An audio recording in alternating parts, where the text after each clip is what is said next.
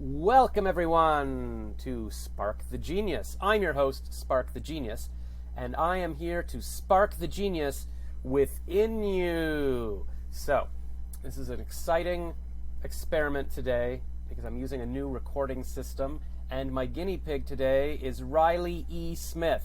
Hi, everybody. Not to be confused with Wiley E. Coyote. Yeah, although we're very similar people.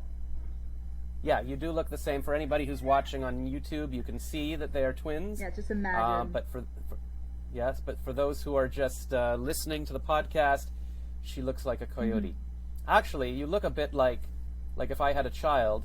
Because is that natural red hair? Yes, mm-hmm. That's what I had. You wouldn't know, but you could probably see from my eyebrows. Oh, yes, I'm a bit of a ginger. Red. Yeah. And apparently that's the last thing to go. If the rest of your hair is turning white, your eyebrows are still there. So, lately I've been like, if I grow out my stubble a bit, I'm like, that's weird. Like, it looks like I've got sunscreen all over my face. Like, why is my beard white? Like, and I'm trying to wipe it off, and I'm like, but I haven't put on sunscreen for like 3 years, so they can't. Oh, I'm old. Oh, right. Yeah. Oh, right. I knew that was something. So, well, here, I have a something, well, I don't know, should I start with the theme song? We'll start with the theme song, and then I'll get into what we're going to talk about. Okay, so, I have my guitar here. Do it live. And the plot twist here is that I don't actually have a theme song, so I'm just going to improvise it. So, here, I'll just start. By the way, I need to come up with a name for the show. Like, I'm calling it Spark the Genius, but now I realize my name is Spark the Genius, too. It gets confusing. So, it could be the Spark the Genius Show, or Spark the Genius, the podcast, or Spark the Genius podcast. That all works. Yeah, I think just slap that down, like that identifying noun on it. Yeah, okay, so we're Spark the Genius podcast, or the Spark the Genius show, whatever. Okay, so welcome to Spark the Genius, or Spark the Genius the show, or perhaps Spark the Genius podcast. What the name is, I don't know, but my guest today is Riley. And she's going to give me a word here, and then I'll rhyme that word next. Apple. She gave me the word apple. Oh, and now I'm thirsty for a Snapple. Nice. Because, what does anything else rhyme with apple? No, you did very good. That's the only one I could think of. Okay. That's not like a made-up word. Now, the other twist here is that I cannot remember anything about you. I'm going in blind. I could have Googled you, and I think I briefly did, and there's a lot of other Riley Smiths. Yes. Maybe that's why you're using an E. Absolutely. But from what I remember is, were you in that creative class with me? Yes, we did that. Okay, so I just got off, I was hosting some speed dating just now in Europe, and I hosted speed dating a couple weeks ago, and I met a woman in that, and we connected, and then she's like, oh, come to my creative workshops. And she's like, it's all women. I'm like, I'm there. That's fine. So I showed up, and it was me and some women, and then I must have mentioned I was doing a podcast, and I was like, hey, you should be on my podcast, and Riley was like, yes, and now here she is, and this is my first podcast with both this new Riverside system that's recording on both ends, and also it's my first recording with my new MacBook Air, because I've been using this MacBook Pro from 2013 that my old job gave me, and it's finally died. Like, it can't even record a Zoom call now. It keeps cutting out. I thought the internet was bad, but it's the computer. And I just was not buying a computer for like 9 years, and now I've got this super fast, beautiful computer. I'm like, oh, why did I not buy a new one? Like, why wasn't I just buying a new one every year? Like, why was I, like, very upset. So I maybe I'll host speed dating from that now, and then you're here, and I forgot what my point was. But so yeah, who are you? Why are you on my show? And why are you in a stairwell? So many questions. I'm sitting in the stairwell because this is one of my favorite backgrounds. I like having something going on. All of our walls are white, so it's either this or like a bookshelf. But our apartment's really sunshiny, so it's hard to find like good spots. Okay, because I thought you were sitting in like a stairwell in an apartment. Yeah. No, but you're actually in an apartment with a cool spiral staircase, and it's to our loft. To a loft. Yes, we're very snazzy. I can't go in the loft because my dog gets upset because he's old and can't make it up the stairs. So I don't use said loft. Oh, so he's jealous of you going into the loft. He's a little clingy. We're a little codependent, but he's very cute. So I just stay down here.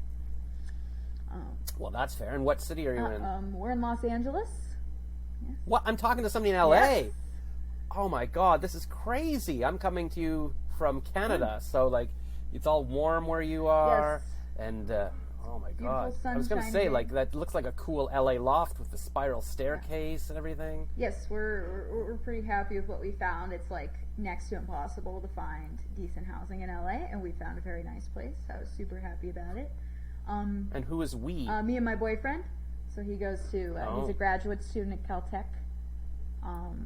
He's studying very complicated things that I pretend to understand in Excellent. Chemical engineering. Chemical engineering. Well, I'm glad somebody does it because I'm not good at such things. Yeah, it's what I'm like. I'm glad you're handling that. I, meanwhile, am a writer, and so the reason that I'm on your podcast is because I just released a book.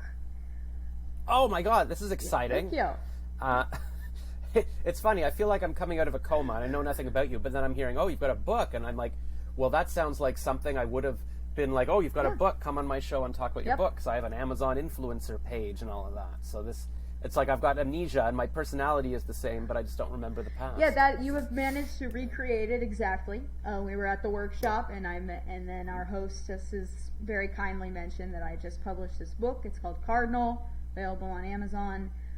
It's a sci-fi adventure, and you suggested that I come on the podcast and talk about it a little bit, and probably about writing in general. I'm also a comedian and an improv teacher.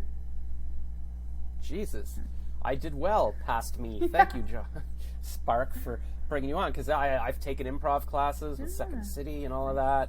I've always wanted to be an improv teacher. I never got around to that, and I've been doing some stand-up comedy over my life, but just the past year or two I started taking some classes online and in person again to try to get better at it, so I feel like I'm really sort of a stand-up comedian now.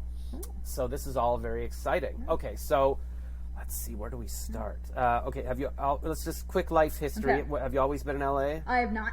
I was born in Arizona. It was extremely warm and boring. And then I went to school in Texas. I went to college in Texas at Rice University, and also did some brief time at Cambridge. I spent most of my time in college studying Bugs Bunny and comedy. So your name really is like about Wile E. Coyote kind of thing? It is very reminiscent of it. I am obsessed with the Looney Tunes. I am so obsessed I wrote like my senior thesis that I did to like cap off my degree in college was about Bugs Bunny and his development as a performer and a personality. But is this a name you made up for yourself, or do you happen to be named? No, this is my name. Oh, like that's what you were born Yeah, with? if I was to pick a name, I would pick something a little more Googleable than anything with Smith. There's like 4,000 Riley Smiths in the U.S. I have looked this up. That's why the middle initial, because and the most famous Riley Smith is a very handsome man on the Vampire Diaries, and I just I'm not ready to compete with him yet. So that's why we include the initial. No, you need the initial. That's good. Okay, yeah. All right. So then, and Wile E. Coyote is the Roadrunner anyway, so not quite Bugs Bunny, but you liked Bugs Bunny. They're all the and same studio. Right. So you did like a thesis on Bugs Bunny?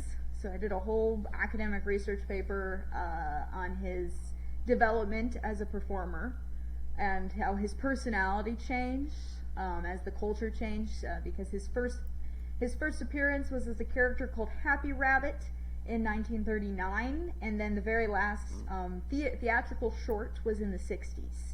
So, of course, over that time, he had a lot of... he changed from kind of an anarchist symbol of rebellion to, like, your sitcom dad who's, like, just there to have... So, like, I kind of tracked his growth, especially into the 90s, when he started appearing in, like, Space Jam. Yeah, and then in the 2000s he was also in, which I love Space Jam, but he's not as hardcore as he is in the 40s shorts, which were a lot more anarchist. That's so cool. So yeah, I mean, I guess, the journey of Bugs Bunny could also represent, like, it's a journey of society and culture and everything. Because I was reading somewhere or hearing somewhere recently, there's a podcast or a book or something about the history of, I think it's maybe salt. something like that. But if you study the history of salt, like it gives you kind of a history of the world, like in terms of everything. I think that's that makes sense. Yeah, because like that would basically track a bunch of economic and political changes with how it's sold and exchanged. So there you go. So I think I probably heard that on the James Altucher podcast. I listen to his podcast every day now. Like, it's just kind of the most interesting thing. And I've just taken out 3 of his books from the library. So I've got Reinvent Yourself and Choose Yourself. I'm holding them up here for people who can't see. And Skip the Line. I have not read any of these yet. Now they're overdue at the library. And I've got Everything is Figure-Outable by Marie Forleo. I love Marie Forleo, yeah. She's very exciting. I feel like we're going to get married one day. She's great. Yeah, very, very spunky. Yeah, because she's got her like on YouTube. It's always, what does she call it? I don't know. It's like it's a Marie Forleo show, and she takes questions on her iPad, and then graphics coming up. Yeah, and like she's got it all together. Yeah, I also I have a small business of kind of similar to what she has going on, except she's focused on helping small business owners. Mine is helping creators stay inspired and kind of amateur and indie creators kind of figure out, how do I get into this, or how do I stay motivated, because it's so hard if you're not in I feel like if you're not professionally the thing yet, and if you're not in college. A lot of people, as soon as they graduate from college, they just drop, like, oh, I used to paint. You hear people say that all the time. Or I did theater. You hear people say stuff like that all the time. And I think that's sad, because when you leave behind creativity, you leave behind a huge chunk of what makes you human. So my company, Make Good Creative Network, we make a lot of resources, a lot of them free. We have a YouTube channel where I do a lot of videos with, things like, how do you beat writer's block? How do you write when you don't want to? We have guests come on and do videos about acting, or we have a lot of different topics on there for creators to just stay motivated. It's so hard to just pull from yourself all the time. So that's so fun. Like, literally just a few minutes ago on the European speed dating, so I'm just turning on my ring light. There was a woman, I was saying, what do you do for work, Emma? And she's like, oh, well, I just left my job. I was in car insurance. And I was like, oh, I love car insurance. She's like, yeah, I don't know. And I said, well, what would you do if you could do anything? Like, what's your passion? She said, well, my studies were in art, like 3D design of glass. I'm like, well, that's very specific. What, I wish. And she's like, yeah, but and then I realized, I need to make money to be able to get into that field and stuff. So it's like, oh, that's too bad.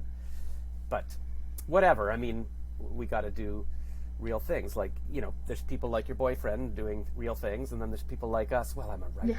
It's like, but we need all kinds, because who wants to live in a world with chemical engineering but nothing to read or no beauty? I think that's something people made a lot of creators made some very righteously snarky comments during during isolation, and now still during the pandemic, of being like, yeah, how would you have done with this if you didn't have any shows to watch? Nothing to read, no audiobooks to listen to, no YouTube, and so it's just kind of like, it is so ridiculous to devalue artists and what they do. So that's what I'm trying to do with Make Good. I mean, that's good. Yeah, I mean, it's what makes life worth living. I mean, yeah, of course, we need science and medicine and food to be alive, but then if you're just sitting staring at the wall, what's the point of any of it, right? People love stories. They love being entertained. Oh, absolutely. And we need people to do that. And that's the one thing probably hopefully we can't be replaced by computers with. I mean, maybe eventually. I'm sure computers are writing most of the movies these days, but we could still use people like us. Yes, we will hopefully not be obsolete for a while. Although I do laugh anytime I see like an AI generated script that's like, or I saw this video, I think on YouTube, that was an AI does stand up. And it was so funny. They just fed a bunch of stand up into this computer, and it animated it was literally like this robot avatar guy was like, my wife is awful, and like everybody in the audience laughs, and I'm like, oh my god, like it was such a satirical roast of stand-up tropes. It was kind of brilliant. No, I mean that is. I mean, I've always wanted to go up and just go, hey, so airline food sucks, right? Like, and that's what I've realized. I mean, from my classes and stuff, I realize I can make things funny, but it's like, what the heck do you talk about? I'm like, I don't know. I don't have a wife. Or I don't have kids. I don't have a job. Like, I don't have anything to talk about. Like, so it was really like, I just wanted somebody to say, here, give me something, like an improv class. Tell me something. Oh, yogurt, good. I'm going to do an act about yogurt now, because at least somebody gave me something, because I have no idea what to talk about for my stand-up. So, you do stand-up? Yes, I do. Not as much as I used to. I did stand-up. I've done it here. I've done it in LA, Houston, and the UK. Wow. I did it at Cambridge, and that was a ton of fun because the British really love to laugh at themselves. You can just tear into them, and they love it. It's like they feel guilty about the whole colonialism thing. They feel real bad about it. God. So you can just mock them relentlessly, and they have a really good self-deprecation is like a virtue for the English. Like they just, I'm sure you've seen this if you've talked to people. Well, this was actually my grade 13 project in high school. I did American versus British humor, and I wrote a big essay about it. So this was like more than 30 years ago, but it probably still holds up. I talked about, I can't remember, like, how Monty Python would be kind of absurdist and sarcastic or whatever, but then you'd be compared to, I guess, more, American humor is more, I guess, silly and clean and I can't even think of it, like sitcoms. Like it's more straightforward, I would guess. Like Monty Python is just bizarre, or even like you could probably compare, the British Office versus the American Office. How it might get sort of just sanitized for the British Office for is like even more cringe. Yeah, like just goes off the rails, and there's no need to make the boss at all likable. I think that was the thing they realized for the US version. They were like, we have to make these people likable. Like the American audience has to kind of like them, but that is not necessary for a British audience. They have no problem being like, that guy is an asshole. I'm still gonna watch this because fuck that guy. Yeah, that's the thing. Like I can't even picture Ricky Gervais being a lovable, cuddly guy. He's just a jerk. So and that's the thing. But in Canada, in the U.S., like The Office, everybody's like, oh, I love Pam, I love the boss, and when the show's over, I cry. I'll bet nobody was crying on the last day of the British Office or whatever. No, yeah, they don't. Very interesting. Yeah. So it's good. It's nice to see that cultures are still different, because I feel like everything's just getting blended into one big bland thing, and it's nice to see that there's still some differences in the world. Yeah, I'd say that in terms of like absurdism, like U.S. comedy is definitely we're getting there. There's a really good sketch show called "I Wish You Would Leave" with Tim Robinson, and I'm kind of obsessed with it because it's a lot of like absurd things happening, but it's still not to the level of like in that direction as like Monty Python. Did you ever see Kids in the Hall? Like that was big when I was in high school. I've been told to watch it. It's still on my list.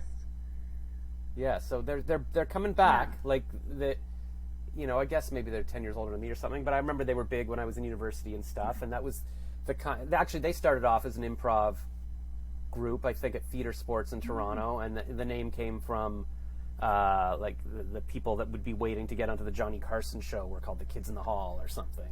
And so that was just their improv team group, but the four of them did their thing, and they were on CBC, I want to say, in Canada, so kind of like the BBC. But it was always absurdist. Like there was just one guy in a wheelchair that would sit there going, "I crush your head," and so and for the perspective of your eye, it looks like I'm crushing your head right now, and just like weird stuff. But they're kind of I think they just filmed a new series or something together, and they've been tweeting that it's going to be on Netflix or something. And then one of them just tweeted. Dave Foley, I think, just tweeted to Ryan Reynolds, said, "Hey, can I be in a commercial for your Mint Mobile?" And he tweeted back, "Okay." And literally within 6 hours of that, they had shot the commercial, and it was on Twitter and stuff. And it's just him going, "We didn't actually write anything, so I'm just sitting here. Try Mint Mobile." Like it's kind of funny. That's amazing. I love Ryan Reynolds. He's actually a huge. Deadpool is a huge influence for my character Cardinal. Oh right. Oh, you're slipping in your book there, son. Okay, well, I just want to say one more thing about Ryan Reynolds. I was at the drugstore today trying on reading glasses to see what prescription I need, and I looked at the magazines, and one of them, Star magazine, says Ryan Reynolds and his wife Blake on the rocks trying to save their marriage. They're hiding out in a $4 million family home or whatever. But I feel like they're not on the rocks, really, because they're always, I love you, right? Yeah, I feel like, we exaggerate problems that celebrities have. Like, what marriage doesn't have, like, times when you don't really like the person that you're with. Yeah, and just for most people, it doesn't wind up on the cover of a magazine. Right, and then I'm sure that exacerbates it, because now your problems are on the cover of the magazine. But yeah, they seem to be fine. Like, I mean, I wouldn't. Not that I know anything or have ever met them or anything, but from their Instagrams to each other, they seem to be all right. And they were married. I mean, he's been married to everybody. Yes. But I think they were on a double date with someone else, and then there was chemistry between them, and then they left their original couples, and then they're together. So it feels like it was kind of meant to be. I would be very sad if they broke. I will admit that if they broke up, I would be very sad. Even though I love Ryan Reynolds, I would be very sad if they broke up. They seem lovely. Well, I could have Blake, you could have Ryan, and then we'll all be happy. Okay, that could assuage some of my grief, I think, for them. I would love to assuage your grief. All right, so you were slipping in your book there, Cardinal. There's actually, I feel like, is there a TV series called Cardinal right now? I think it's like, it's some kind of cop show that takes place in the north of Canada or something. But yes. That's not this. It is not this. Oh, there is. And I realized, I found that basically immediately after I published and was like, oh, okay, that's cool. We had to do that at the same time. But also the name Cardinal, again, I just couldn't, it's about her. That is her name. I tried giving her other names. I tried thinking of other titles for the book, and I just couldn't do it. I know it's not the best, like, SEO, searchable, like, title, but I mean, it's still, Avatar, I mean, it didn't hurt the movie Avatar that there's also Avatar, the last water breaker, or whatever it is, last airbender. So, it's like, I think people will get it. Like, there's it's hard to, no TV show's going to own a word. Right. I think. So, okay, so we got Cardinal, and I like it because it's kind of like, it's like a color, so I picture a red, I picture a bird, but also a cardinal. Isn't that like somebody in the army, or is that somebody in the Pope? Yeah, cardinal is one of the people who elect the Pope. Which all the cardinals. Doesn't have much to do with my book. It nothing. But it had something to do with my first draft, but that got too complicated and I took it out. So now it has nothing to do. It's mainly because Cardinal, like you said, red. So she's a redhead. I also couldn't help but do that. By the way, I just want to say, if there's anybody out here who has red hair and wants to, needs a husband, I'll marry you, because apparently 2 redheads together means you're guaranteed to have a redhead baby, and I just think that would be very cool. There you go. So I started a Facebook group called Redhead Singles for that purpose, and I think there's one person who has red hair in it, and it's otherwise 2,000 creepy men that are like, I want to see redheads. Ugh. So I'll have to rethink my plan there. I need a different strategy for that. Right, but okay. So you're got a redheaded character. I like that, like Anna Green Gables or Little Orphan Annie. I love Anna Green Gables. So Cardinal is basically my mixture of Deadpool and Harley Quinn. That's another thing, is that Cardinal sounds kind of like Harley Quinn. It also sounds like the character archetype of the Harlequin, which goes back a very long time. The Harlequin is an archetype from A Mask from Commedia dell'arte, which I am mispronouncing, but it is a Renaissance form of improv. Commedia dell'arte. Yeah, there you go. It's very Italian because it is Italian. And there's a character in it called the Harlequin, or Arlecchino, and I love him. And he's a very primal kind of character. He is prompted by his id. He's always hungry, or he's sleeping, or he's trying to seduce somebody. But he is I can relate to this guy. One of the zany. He's one of the servants. And I'm obsessed with this character archetype, and it's actually Bugs Bunny is this type.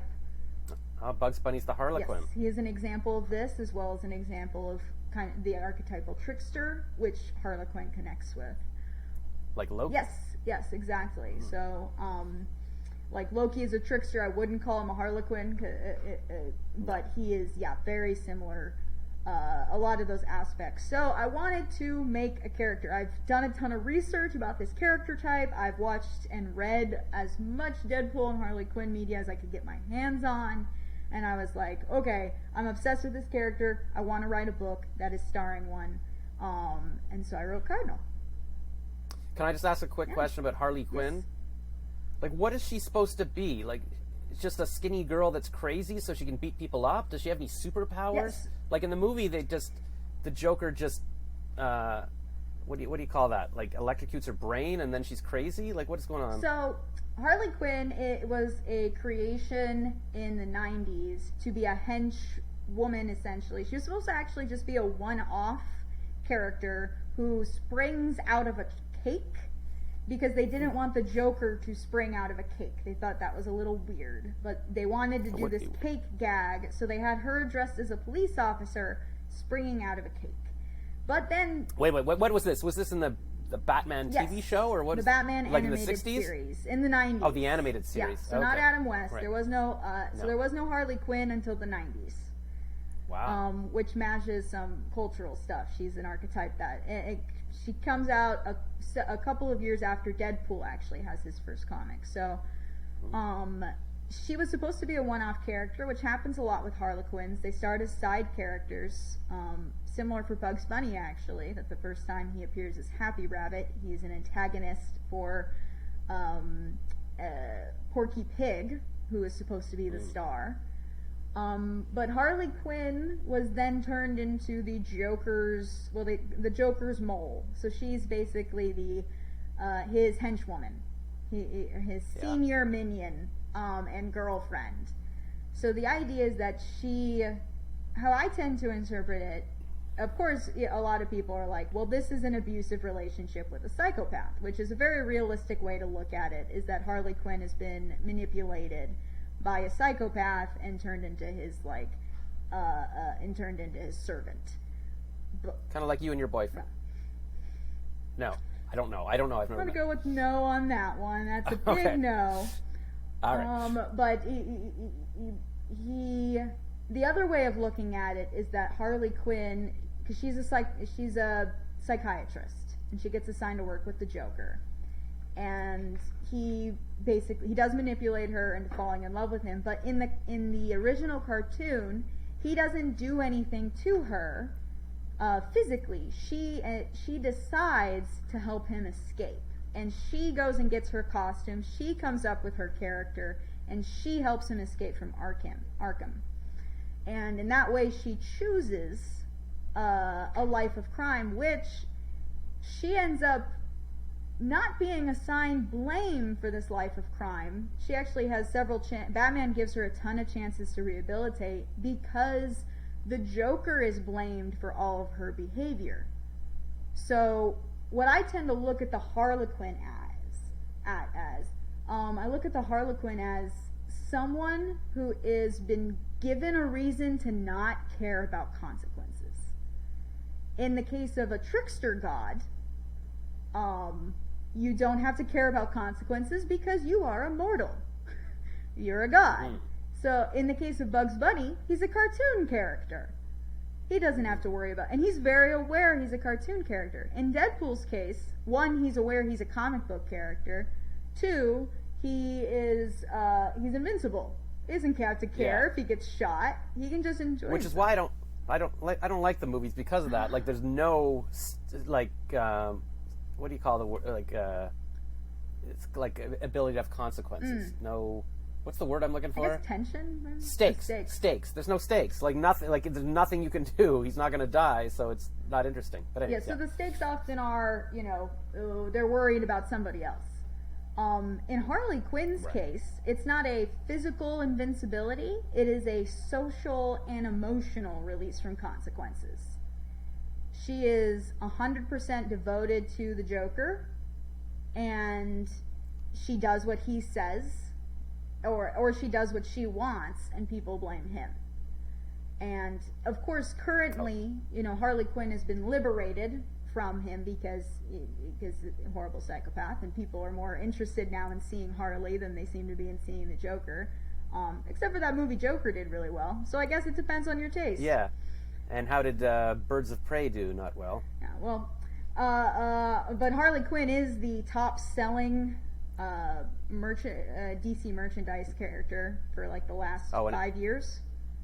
Oh, and it's every Halloween costume. Yeah, and it's every single Halloween costume. So she is doing well. Like her character and her type are doing well, even if maybe people don't like specific occurrences of her. No, I mean I would think the movie wouldn't do well. I mean I didn't see it. I don't know anything about it. But I mean what I would have assumed about the movie is that it's kind of woke. Like, oh, look, it's all women. We hate men, which I think apparently was the movie. So people, especially male comic book fans, will like the character. If it's not supposed to be like a feminist allegory, it's just like, hey, we like this character, she's cool. But if now it's a movie, like Lady Ghostbusters, I feel like they're going to be like, oh no, please don't do this to me. So maybe a bit too much Harley in that movie or whatever, or just whatever. I don't know. That's my theory. Well, I really enjoyed the movie. I think some people took that away from it, but I think some people are going to take that away from any movie that's a full woman cast. Maybe. I think some people will perceive any movie like that as being pandering, and I also think it had a very different structure than superhero movies usually do. It was very weighted in a certain area of the story, and it kind of skipped back and forth. So it was very different, and I think that didn't appeal to a lot of people. It also didn't. It felt weird coming after the first Suicide Squad. It didn't really. There was some kind of feelings of retconning going on, but it's still like the action scenes in that are awesome. There's like a scene where she fights like there's like water falling down inside of a prison, and she fights all these like inmates. It's cool. There's like water splash. And there's so much it's cool. Like the movie, there's a lot of really super cool things about it. But Harley Quinn herself has had a very huge rise in popularity, and I forget where I started with this particular thing, but you were talking about how I guess the character is a combination of Deadpool and Harley Quinn, maybe? Yeah, so the Harley Quinn archetype, yes, this is what I was saying, is released from consequences. And so I would say that that's not it's with Cardinal. She is a consequences be damned kind of person. It's not so much that she has been released in the same way as Deadpool or Harley Quinn, but she, because of where she's grown up and the way that she's kind of had to raise herself, she is not a very forward-thinking type A person. She is very in the moment, and she does not consider the consequences. She acts emotionally and based off her id.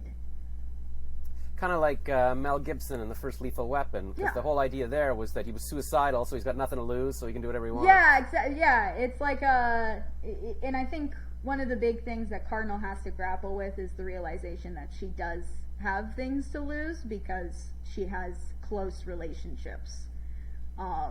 So there's a lot in the book I kind of explore. Well, I've been trying not to talk too much about like what I think the themes are before people can read it. Right. Well, we'll leave it for them to interpret. So, so is this a science fiction book, or what is this? It is. So it's technically science fiction. That is what I've been categorizing it as.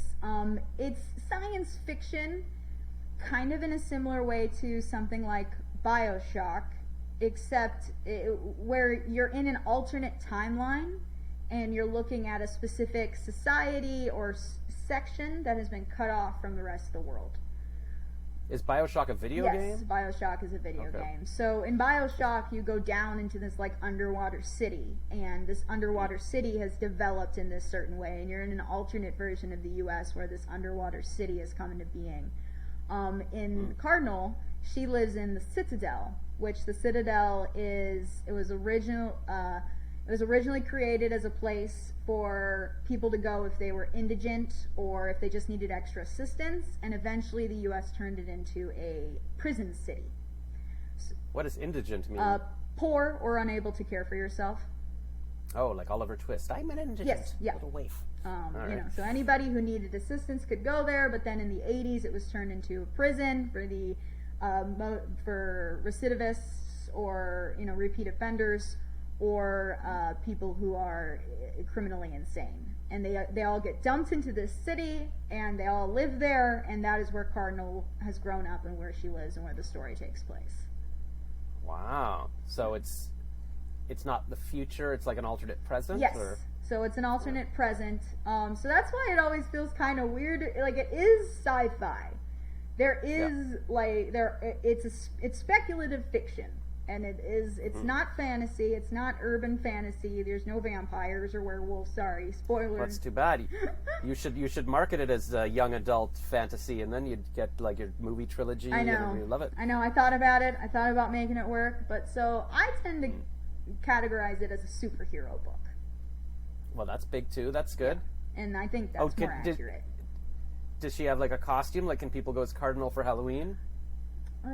Let me think. She doesn't have one yet. She does have an outfit that she wears when she works. So she's a... Yeah, because all you need is something. Like the Punisher just wears a T-shirt with a skull on it. Like, it doesn't have to be much. That's true. So I think people could go as Cardinal for Halloween. All they need is a red wig and a black tank top, and she describes another outfit that she likes to wear. All right. Well, I look forward to that. And did you design a cover? Like, is she on the cover? Can we see what she looks like? So I hired a cover designer, and it's her looking out over the Citadel. It's her looking out over the city from a rooftop, and it is her from behind. Yes. So you do not see her face in the thing. Is the sun setting? It's actually rising, I believe. It looks like. I guess you can't tell when a picture is it's just a picture of a sun. So I guess you can decide. Although I feel like the light is supposed to be slightly different. Like, you should be able to tell. Like, it's like sunrise is. It feels. I want to say the quality would be a bit brighter. You know, more. It feels like hopeful. a sunrise to me because it's very orange and bright. I'm really happy with the cover. I think it looks pretty badass. Yeah. She's got a machete in one hand and a comic book in the other. It's pretty much my dream. I was gonna say, this sounds like, your avatar, what you wish you were. Yeah, in a lot of ways. Like, I think on one hand, I conceptualize Cardinal as kind of my baby because, like, I'm so concerned for her. Like, I would not do the things that Cardinal decides to do, but definitely, I think one of the things that drove me to write it is just what would it be like to be just fearless? To live. What would that person be like? To live fearlessly. And my big goal with the book is that when people read it, they feel like that. They come away like identifying with that and feeling fearless and powerful.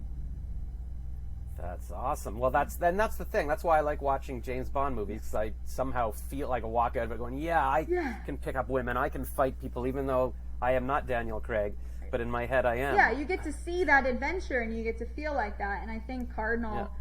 in a lot of ways, it'd be fair to call her like a psychopath, but also she cares about her friends, she cares about her city, and she's I've been told, and I think she's very funny, and it's in first person, so you really get to see this dangerous world she lives in through her eyes, and she loves it. That's awesome.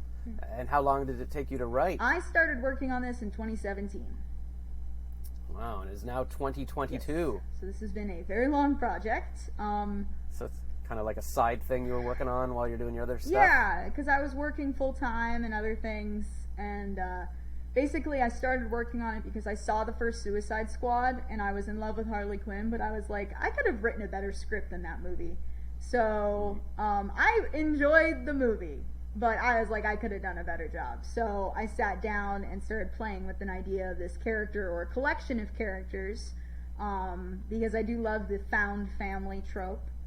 The idea of a bunch of crazies coming together and, becoming best friends. I love when that happens. So there's some of that in the world, but there's a lot of characters that I'm saving for later books in the series, so I'm excited about that. Oh, you've planned it out. I was going to say, so James Gunn wasn't Suicide Squad, or was he? Yeah, he just did the newest one. Yeah, right, and he was Guardians of the Galaxy. Yes. Yeah, I saw him at a red carpet once. Then who's the other guy I'm thinking of? Or is he the one guy? I don't remember who directed the Suicide Squad that was out in 2017. Yeah, so maybe it wasn't. Here, I'll just ask Google. Yeah, ask Google. Hey Siri, who directed the first Suicide Squad movie? Which one? I found Which one? The Suicide Squad. I don't know. Suicide Squad. Wait, 2016? Yeah. Wait. Suicide Squad was directed David by Ayer. David Ayer. So he is famous for, I don't know what. Fury, Training Day. Oh, and he produced Birds of Prey. Okay. SWAT with Colin Farrell. So yeah, kind of pop culture or like fun poppy movies. Yeah.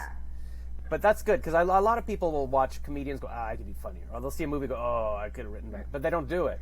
So you put your money where your mouth is. Yeah, I was like, well, if I'm so sure, and I always think that's annoying. It's like you go and look at modern art and people make fun of that in museums, but it's like you didn't do it, so do it. Yeah, where's your art? Go paint something else. If you're so hot. Yeah, make I something. remember there's this one guy in high school. I still think about this to this day.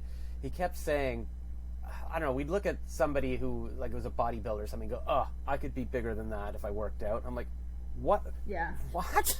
But you don't work out, so what does that even mean? Like, that's almost worse than if you had the potential and you're not doing it. Like, it just it makes no sense. Yeah. Or people like, I'd be funnier. Then, okay, write a joke. Like, it's so easy to just criticize other people and not do anything. Yeah. So, you know what? And that's why you've got your creative course, and that's what I'm kind of trying to do with this podcast as well, and just show that anybody can do anything. Just do it. Yeah. Like, just do it. And what I've been learning from my podcast too, like James Altucher, he talks a lot about how there's no way to figure out ahead of time if something's going to work. You just have to start. Yeah.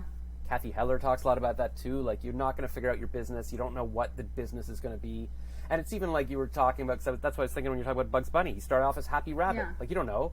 So and then you just do it, and it changes, and it becomes popular. Or Harley Quinn was supposed to be the side thing, and she was her own big thing. So it's like you just have to start something. Yeah. Like, even if I don't know what the name of my podcast is, just start it. Like, this was called Celebrity Josh for the first few episodes. And here, look. Here's my here's the T-shirt I made. I was just showing it to the speed dater. So this is my Celebrity Josh logo. That's fun. That I drew. But now you can't use it because it's not your name anymore. Right, I can't. It's like it's all. And this was literally, I just wrote a rough logo in 2 seconds to as an experiment. And then I gave it to a friend, and she was like, I can make this into a transparent thing. I didn't know how to do it, and I just wound up using it for years. I never did another version. But then for my comedy show, last class show, where I was pretending to host my podcast on stage live, I made here's my Spark the Genius T-shirt. Oh, nice. I like that and if I could do this again, I would not have a giant white circle. Like, it's like walking around with a big plate on you. It looks a little, it's superhero-y. We're talking That's about the goal. heroes.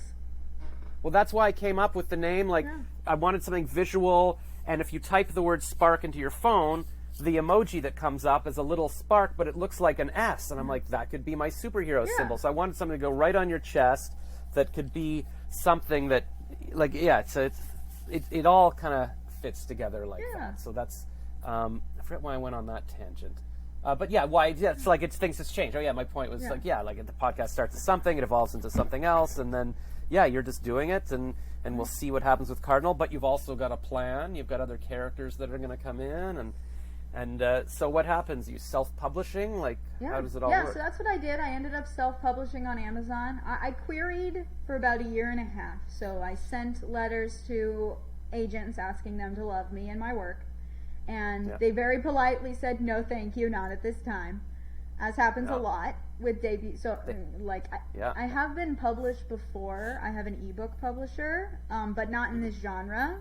And that was a little bit of a different, I didn't have an agent, so finding an agent for the first time can be a bit of a slog. Well, I mean, look at J.K. Rowling. I mean, wasn't she rejected like 100 or 1,000 times before somebody said, all right. Yeah. And actually, the story there is just some random publisher's daughter picked it up and read it and said, hey, this is good, you should publish this Harry Potter thing. And he's like, what? So you never know. But even James Altucher talks a lot about how, like, he used to have publishers and agents and everything, but his past few books he just self-publishes on Amazon. He says he makes more money, they do better. So, and that's what Choose Yourself is all about, apparently. Like, I just saw him talk at a webinar. I haven't read the book yet, but it's just like, you want to do something, you do something. You can design, like on the internet now, you can design a pair of pajamas, you can make your own clothing line, you just make a book. Like, and I think agents and publishers, they're all, like, it's same with talent agents, they want to get a moving train. So it's like, if you're new and whatever, but once you're selling, and it's like, oh, hey, then they'll come knocking on your door. So it's like, That's what I And then you figure. can- I get some momentum. I start, I get some momentum with this, and then maybe in the future I do, or maybe I always just self-publish. Maybe that's my dog keeps knocking into my table. Oh no, he just. No, I want to see. Can I see the dog? Yes, Where's the dog? absolutely. I will show Okay, you the well. dog. His name is Griswold. Oh, I got a cord on Oh, him. of course. Okay. Hello, Griswold. Oh, you're a handsome little fellow. Handsome. And he's like, do not go up to that loft. I am not letting Yeah. you go anywhere. He's- What is he caught in ropes there? What is Yeah, happening? he just smacked my mouse Oh, because he right. likes to sit as close to me as possible, so he is literally wrapped up in all of my cords. He's a little attached. We're a little clingy. I'm gonna have to unplug some things to help him get out here. Oh, my goodness. yes. But that's good. I'd rather have a pet that really likes me Yes. and not rather than like a cat that just sort of tolerates me, Yes. or a plant that does not care either way if I'm there. Right. Griswold is definitely.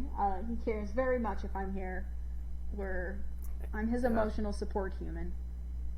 Do you take him for walks? Obviously, Yes, I guess. Yeah, we go out a lot. We spend a lot of time on walks, and we got him last August, and I am obsessed. He's my boy. We spend a lot of time together. Oh. So do you know what his story was? I guess people always wish they knew what a dog had gone Well, through. they actually do know quite a bit. And it makes me mad. Whoever had him first had him tied up in their backyard and never let him inside. Right. So he spent a lot of time tied up in the heat, and then actually gave him. They had to remove a lot of potentially cancerous growths from him before I had him, and he's also deaf. They don't know if that. He's a white pit bull, and sometimes that's genetic. They have a predisposition for deafness, so they're not sure if that was. He also has a lot of anxiety though, and so they think that there's some abuse. I like to joke that we're on the same SSRIs. It's adorable. Me and my dog have the same meds, and not literally. Aw. No, I don't. Okay. You're not on horse dewormer. Right. Exactly. But and then he was dumped. He was abandoned on the streets, so he spent a little while on the streets. And then he was dumped in a shelter, and they were going to put him down on Christmas Eve. The shelter was going to put him down. Who is this horrible person working Christmas Eve who's like, time to go down the list? Yeah, this is my Christmas present. Scrooge, Jesus. It just seems so evil to me that it actually, I go past anger and get to laughter because it's just so ridiculous to me that they were going to put down a dog on Christmas Eve. So the rescue saved him on Christmas Eve, and so they named him after Clark Griswold from Christmas Vacation. Oh, right. I was thinking it was some kind of Harry Potter thing. No. That's not. Or is there's a Grizz something. Probably. So if they just found him in the street, how do they know all the thing about the tied to the backyard and everything? Well, I guess that he's been abandoned several times. So they know who he is. He's always coming in and the out. Los Angeles shelter system has records on him because he's been with several bad owners who have abandoned him repeatedly. It's recidivism. Yes, he's a recidivist, and he ended up in the shelter, and so they were going to put. They also know that he was mistreated because he has a arm fracture that at some point his right arm was broken, and instead of anyone taking him to the vet, it just healed on its own, and so he has a really effed up right arm. Do they have a microchip in him? Is that how they can track him when he keeps coming in? Yeah, he's chipped. Right, so it's you again. Yeah, they're like, oh, this poor guy, and he's pretty distinctive looking too. He's got the spot over his eye, and then one right above his butt. He's got his round butt spot. Oh, cute. That's what I was thinking, because I want to, I started drawing my daily cartoon strip. I only did one episode, but about a dog and a houseplant. Aww. And I thought maybe I could put a lightning bolt over the guy's eye, and then his name could be Sparky, That's to cute. fix Spark the Genius or something. That's a good idea. That would, Sounds like your guy has a little. He's got a little spot. a little- So they saved him on Christmas, and he was given to lovely, lovely, wonderful fosters, who we talked to a lot because they were like, if you adopt him, you adopt us. And we're still very close friends, and they helped him a lot. They helped him with a lot of training that he'd never had, and like helping him get comfortable with like being in a safe home. And then we got him, and I've had white pit bulls growing up, and he looks a lot like kind of a combination of two pit bulls that I had when I was younger. And I was like, that's my guy. That's it. I need him. That's great. Well, I'm glad he's seems to be obviously a good writing partner if he's sitting by your side. Oh yes, he reminds me to work. He's very expensive. He's very expensive. Yeah, so we gotta work. We gotta pay the bills for all his medical expenses. Exactly. That's good. Yeah. Fancy and kibble. then he can his kibble. Yeah, only the finest organic kibble or whatever these people eat. Yeah. I guess people being dogs. Fancy. I don't know. Shelter Fancy dog. Schmitz. Cool. Do you walk him in? Like, where do people walk? It's like Rudyard Canyon, or where's the place everybody in LA walks and sees all the celebrities? Oh yeah, we haven't been down there. We haven't been down there yet. I mostly just kind of walk him around our neighborhood. But he's been doing. When I first got him, he could only walk for about 10 minutes, and now we walk for like an hour. That's the thing. It's exercise. Yeah. Like, my dad can barely walk, and I tell him just start walking, walk a bit more every day, and then you build it up. Yeah, and I mean he's also on like hemp oil and a lot of supplements, but combined with we just did a little bit more, and he's been super into it because he's got a lot of he really wanted to walk more, so he's been and now he pulls and he's like, I want to go longer. He's like, I want to go, and I'm like, no, I'm tired. I thought you were a senior dog. I specifically asked for a lazy senior dog, and now I walk like 5 hours a day with this Renaissance puppy type.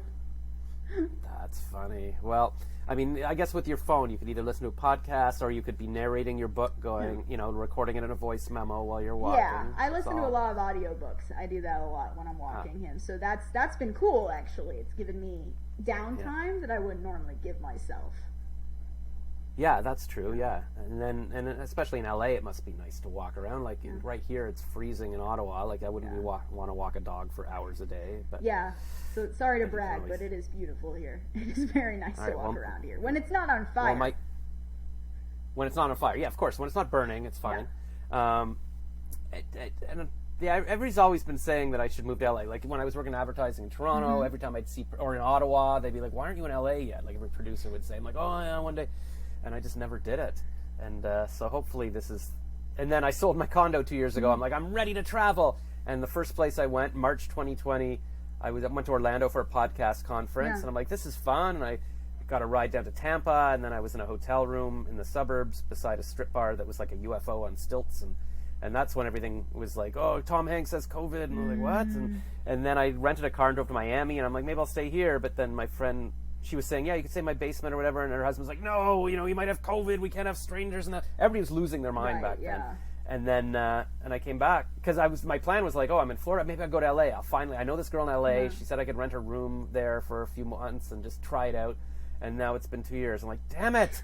This was finally it. The bad timing. I feel like that, happened with Bo Burnham. He was ready to get back into comedy and then shut down. Oh, really? Is he the one that does that song that's going around like as a TikTok meme? It's like, I had a lot of things to get done today, but I took a nap. I feel like, or is that somebody else? That sounds like him. He did that whole special called Inside that people were talking about on the Twitter a little bit ago.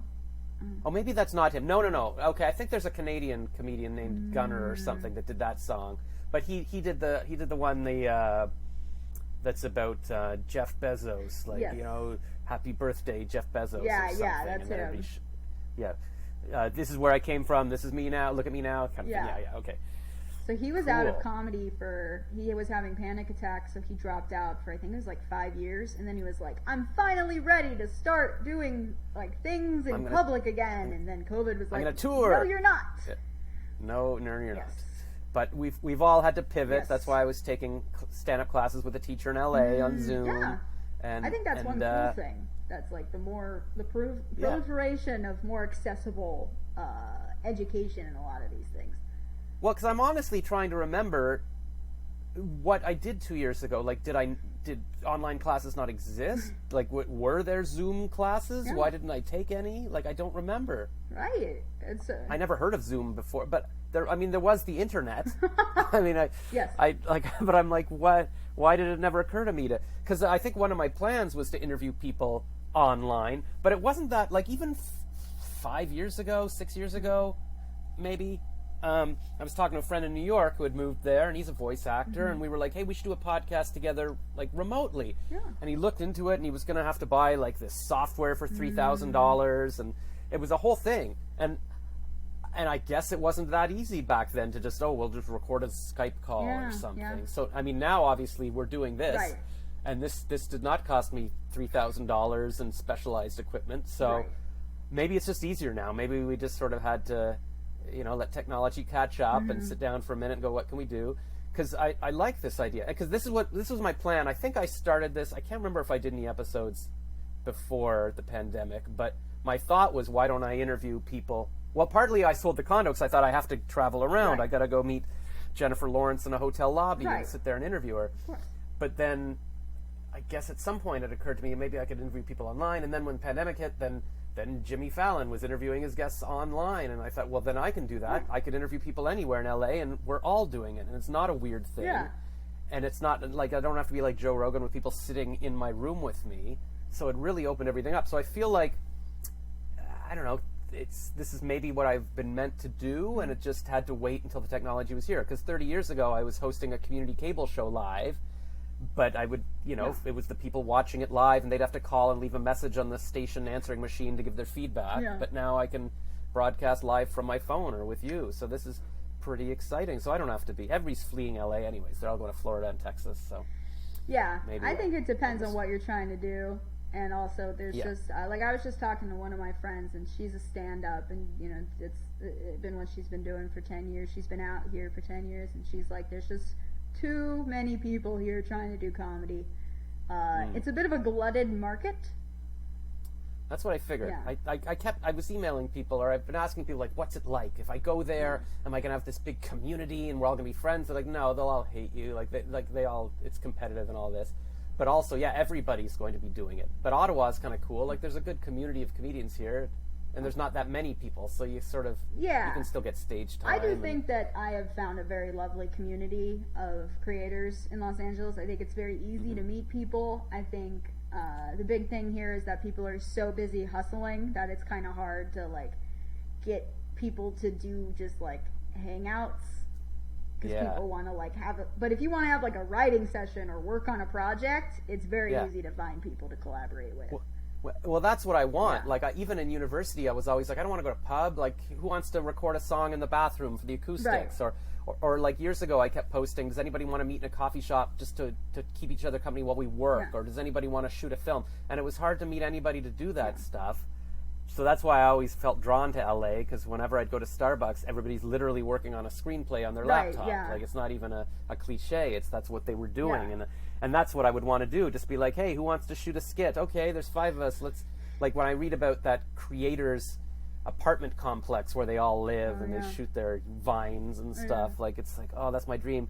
But I remember asking my screenwriting teacher, like, I took screenwriting at a college 10 years ago, and I wrote a screenplay, and then I finished it off. I stayed with a friend in LA for 2 weeks and finished it off, and then I wound up winning an award for my first draft in LA, and I went to LA for, like, a red carpet and everything, but I never did anything with it. A producer in New York was like, made some notes, and I was like, and I just didn't want to sit down and start. I don't have your discipline. I look back now and I'm like, why didn't I just lock myself in a room for a month? Like, it would have changed my life.